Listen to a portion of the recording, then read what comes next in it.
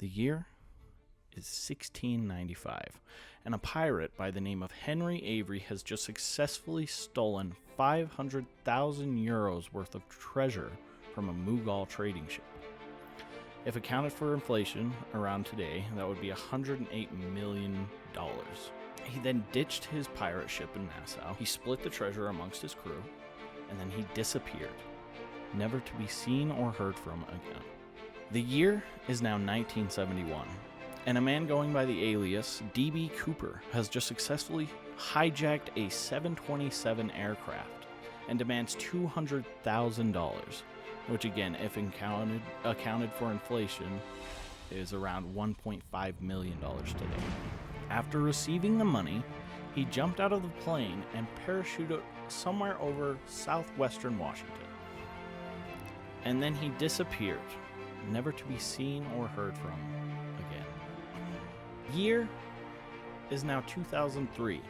A man by the name of Leonardo Notarbartolo and 4 of his friends have just successfully pulled off one of the most Hollywood-style heists I've ever heard of, and I honestly might make a video about that because it's so interesting. But that's not what this video is about.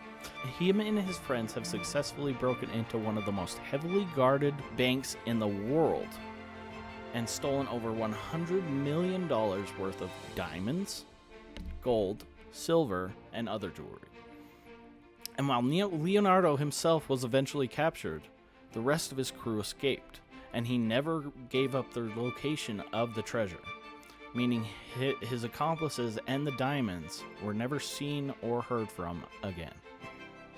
Now, these are examples of what I and many others would consider to be some of the greatest heists of all time.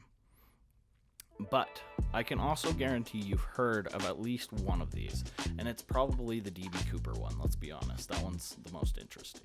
The Diamond Heist one is crazy, but the D.B. Cooper one, it just has the air of mystery. What I want to talk about today is a heist that is not really known by anybody. And it's not a big heist, it's not super high stakes. Nobody was stealing a big diamond or jewel or a bunch of treasure or money from somebody. Nobody was ever at risk of dying. But I think it's a really interesting story. And it is technically a heist. And it all starts with a man by the name of Steve Gerber and a character he created called Howard the Duck. And it's a heist most commonly referred to as the Great Howard the Duck Switcheroo. Now, I understand a lot of you are going to hear Howard the Duck and just think of that 80s movie they made that was terrible, because that's the only thing anybody has ever seen of Howard the Duck, if anything. Or you're going to just hear the name Howard the Duck and think of just like a Donald Duck knockoff or something, which is close, honestly, but or in design at least. The character is completely different, but in design, yeah. He is close to Donald Duck, except he wears pants. But don't worry if you're not a fan of like comic books or you've never heard of Howard the Duck and you have no interest. That's not what this story's about. It involves the character of Howard the Duck, but it's way more about like what happened to Steve Gerber himself and how he kind of stole back something that belonged to him. Now the story starts with Steve already working at Marvel technically, but I want to go over a couple things from Steve's childhood that I feel just add a little bit to the overall story. One is that Steve, when he was around 13 or 14 or whatever, he's always been a huge comic book nerd, like a huge nerd, and so much so that at the time of this story, which I think is in the 70s, or no, he would be born in like the 50s or something. Whenever Steve was a kid, comics were like selling like crazy. It was like the height of comic books, and fans would write in to Marvel and DC and stuff and be like, hey, just letters from fans saying how much they enjoyed the comic. And Steve Gerber had like 3 of those printed in the back of comic books. He had like 3 of his own messages that he had sent in himself, and they were printed in comics, which I think is insane just because of how high the sales of comics were at the time. The second thing I want to say is Steve, when he was the age of 14, he attended 3 separate colleges before graduating with his communications degree. So not only was he was clearly a very smart person. The third final thing I want to go over is he was friends with a man named Roy Thomas. After graduating, Steve was working as a copywriter for an advertising agency. Yeah, the man was literally so smart, he graduated at 14 from college and then still ended up in like just a shitty 9-to-5 job. So I guess times really haven't changed that much. So one day, Steve gets sick of his job and he calls up his old buddy, Roy Thomas, and he's like, hey, I'm sick of my job. Is there like any openings that you have that I could come like try out for? He wasn't asking for a job. He was just asking to like audition basically for the job. And Roy, I will give it to him, he didn't like pull a nepotism move and be like, oh yeah, my old friend, come on, let's go up. He was like, okay, Steve, we are old friends, but I do have to like do this by the book. So we're going to send you 6 panels of a Daredevil comic that haven't had any dialogue written on it. And your job is going to be to write the dialogue for those 6 panels that form like a coherent story. And if it's good enough, you'll get the job. And I guess it was good enough because he got the job. Oh, I forgot to mention, the reason he called his buddy Roy Thomas is because Roy Thomas had become the now editor-in-chief of Marvel. So, like, he just lucked out and was best friends with the guy who eventually became, like, the head of the comic books part of Marvel. And for the most part, it was good. You know, Steve did his work. There were a tiny bit of, like, complaints in the beginning. I have a quote from Roy Thomas of just, like, Steve being a little bit lazy, you could tell. And I'm just going to read that quote now. Steve and I had been in touch off and on. I eventually got a letter from Steve saying, in essence, help. I'm going crazy in this advertising job. So I thought, gee, he'd be a good person to get up here. So if he wants to make a change, let's give it a try. He was brought in to be an assistant editor on staff. That didn't work out so well because for whatever reason, he had trouble staying awake. At the time, he wasn't a staff kind of person, at least in terms of what Marvel needed, but he was a really good writer and did some interesting things. And that's from Roy Thomas. So for a while, Steve, he would just work on like random things for Marvel, and eventually I think he like started Swamp Thing, which became a huge thing at the time, a huge comic at the time.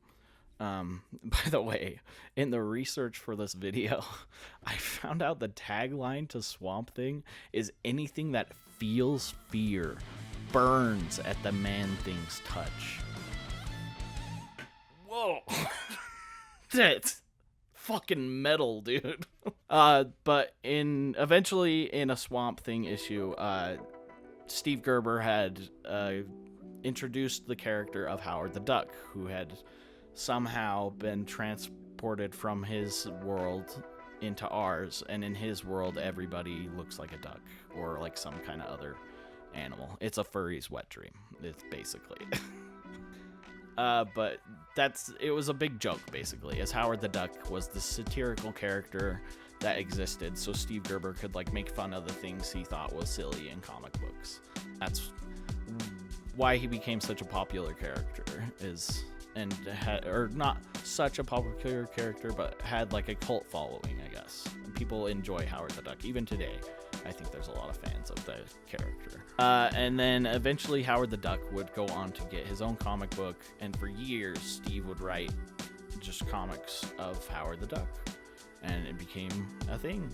So years passed, and Steve was the head writer of Howard the Duck for Marvel. But again, as I said in that quote before, he had a problem with laziness a little bit. And by that, I mean, the biggest problem for them was that he wasn't meeting the deadlines when he needed to. And so it all came to a head in 1978 when Steve Gerber was replaced as the head writer for Howard the Duck and replaced with a man called Marv Wolfman. And the decision was made by Jim Shooter at the time. He blamed Gerber's chronic tardiness, saying the creative team was producing strips within 6 days of their publication dates, which had caused several newspapers to drop the strip.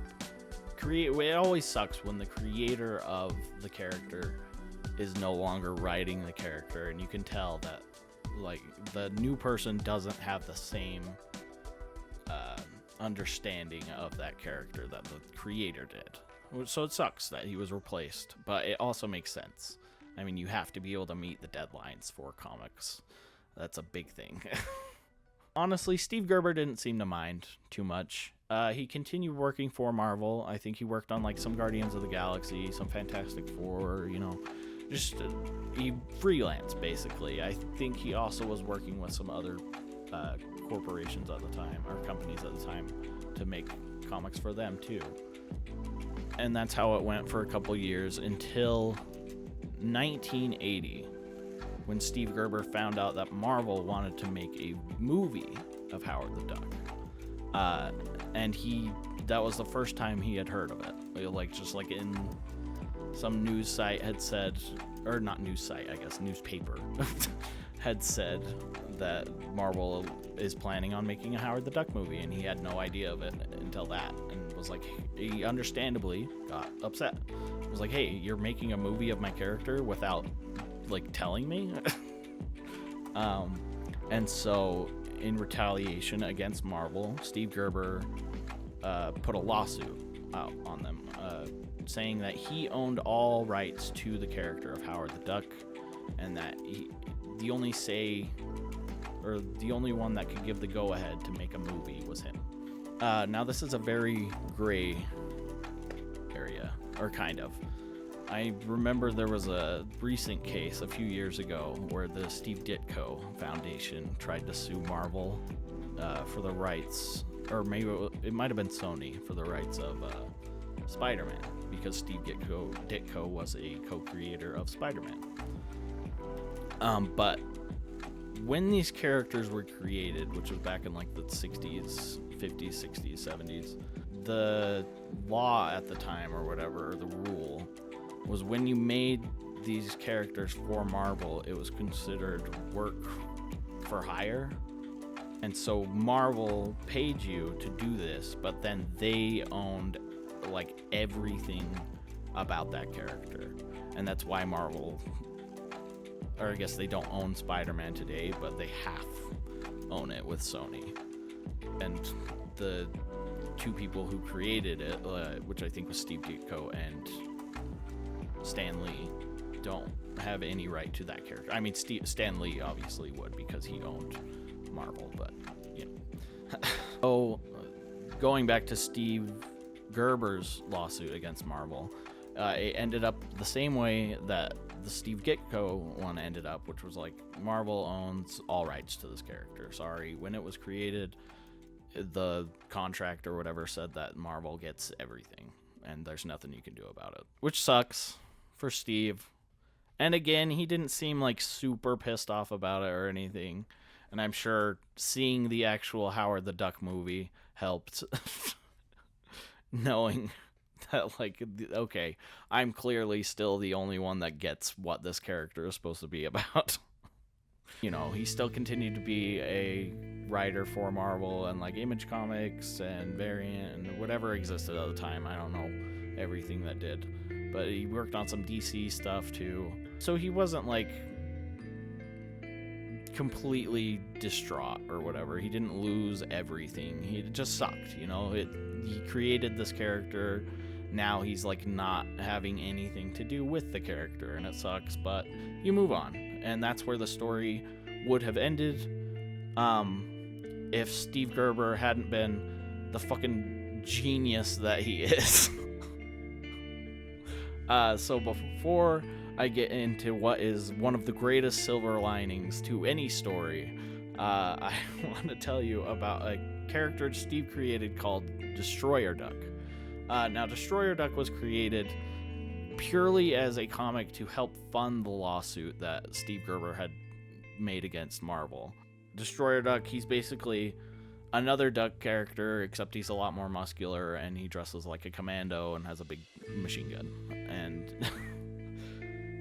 there's like 7 issues, I think, and that's all that Destroyer Duck exists.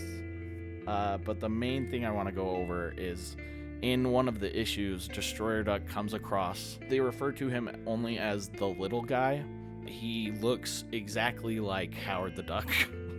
And he tells Destroyer Duck this story about how a corporation called GodCorp, which Marvel, had stolen him and like had been torturing him in this tower and forever. And it's so sad. And, oh, Destroyer Duck, if only you were able to save me. And then he dies at Destroyer Duck's feet.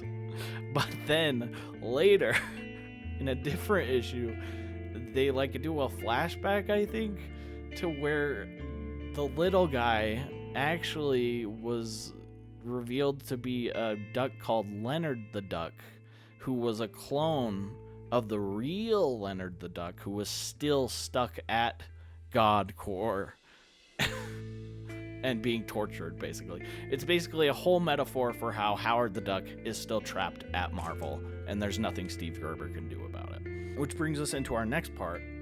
One day, Steve Gerber is sitting at home and probably working on a comic or something, and he gets a call from one of his buddies at Image Comics. Ring, ring, ring. Hey, Steve. We're planning on making a comic, a Destroyer Duck Savage Dragon crossover comic. And Savage Dragon is another character that the Image had created. And we want you to do a crossover with both these characters, write the story for it. And Steve Gerber goes, I don't want to. Nah. But then he gets a call from Marvel. Steve, we're writing this comic. It's a Spider-Man Howard the Duck crossover. We're wondering if you want to write the story for that. And Steve goes, nah, I don't want to. And hangs up. But then he gets an idea. And he calls back Marvel and goes, hey, I will write your comic as long as I can cross it over with this other comic that I'm doing for Image. Then he calls Image back and goes, hey, I will do your comic as long as I can cross it over with this comic that I'm doing for Marvel. Both of the companies say yes. So, just so we're on the same page, Steve Gerber is going to write the story for 2 crossover stories. One for Marvel that has... let me do this side. One for Marvel that has Spider-Man and Howard the Duck teaming up to go do something. And then one for Image Comics that has Savage Dragon and Destroyer Duck teaming up to go do something. Then, at the end of both of those comics, he's going to cross both of them over. And that's where his big master plan comes in. So this is where I have to make you deal with some, like, just comic book nonsense for a second. And I'm so sorry for those of you who don't read a lot of comics, because this is just... it hurts your brain when you're not used to this stuff. So Steve writes both of these stories at the same time. The stories largely have nothing to do with each other. The crossover at the end is only like 3 or 4 pages, I think, and it's like that's the part in both comics that's pretty much identical except for the artwork. So let's take a look at the Marvel one first. So we see Spider-Man and his friends arrive at a warehouse, where we also see 2 other unknown people arrive at the same warehouse. Spoiler alert, it's Savage Dragon and Destroyer Duck. All 4 of them burst into the warehouse to confront the villain, who is called the Elf with a Gun. He's an elf, and he has a gun. Don't worry about it. It's not important, okay? Now, the reason they are both here is because Spider-Man is looking for this pink disc, and the other guys are looking for this gold pin. It looks like a hairpin, but they call it a sitar. And it ends up in a small scuffle, and they end up beating the elf, and they both take what they were looking for, and they leave. Wait a minute. And that's it. That's the whole That's crossover. Wait. That's fucking anticlimactic.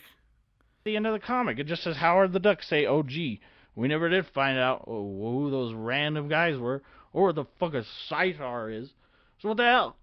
Steve Gerber just went through all that trouble just to create a worst crossover ever? This sucks."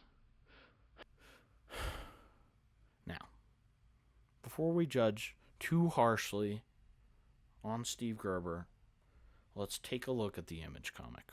All four of them, again, show up at the warehouse, and they get into a small scuffle because they're looking for a disc, and they're looking for a sitar. And they take down the elf with a gun. Don't ask. And then the elf with a gun makes 100 clones of Howard the Duck, same as usual. Wait. I feel like one of those things didn't happen before.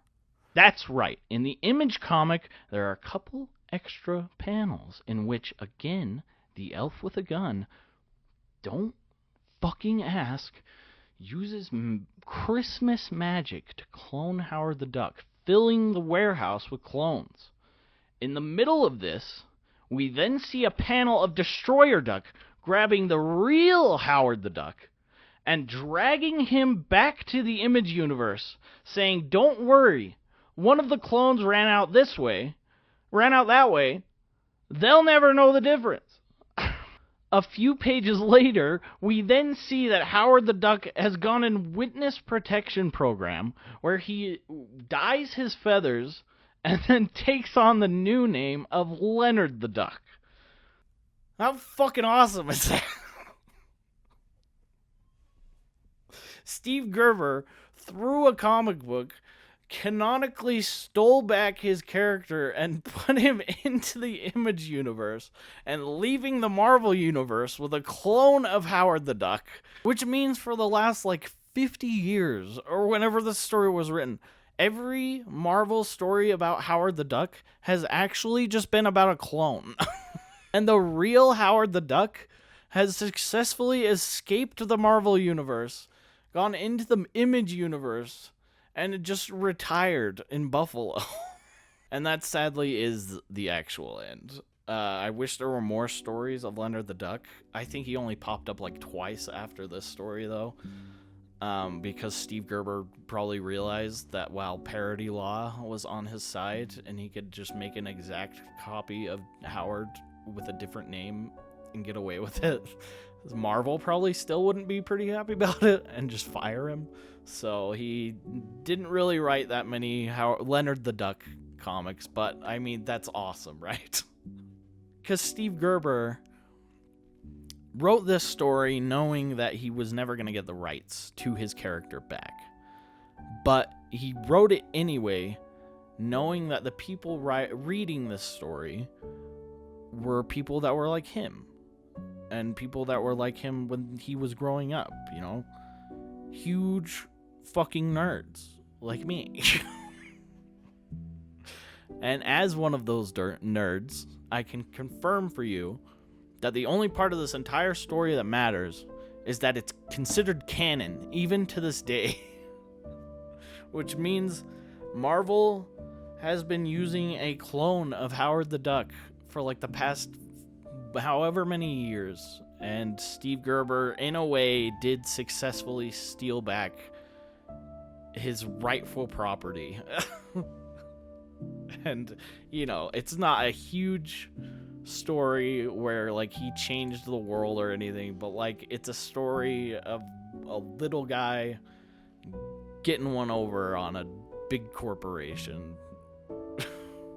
Even if at the end of the day it was pointless. So I really enjoy the story, and hopefully you did too. And now you know that Howard the Duck has been a fake this entire time, and Leonard the Duck is happy and retired. The only bad part about it is he has to live in Buffalo. But anyway, hopefully you guys enjoyed the video. Hopefully it didn't run on too long and I didn't ramble like crazy for too long, but if you liked it, I do have videos planned in the future to make, so you can subscribe if you want to see those, hopefully one day, if I ever find the time to make them. But yeah, thank you for watching, and just have a great rest of your day.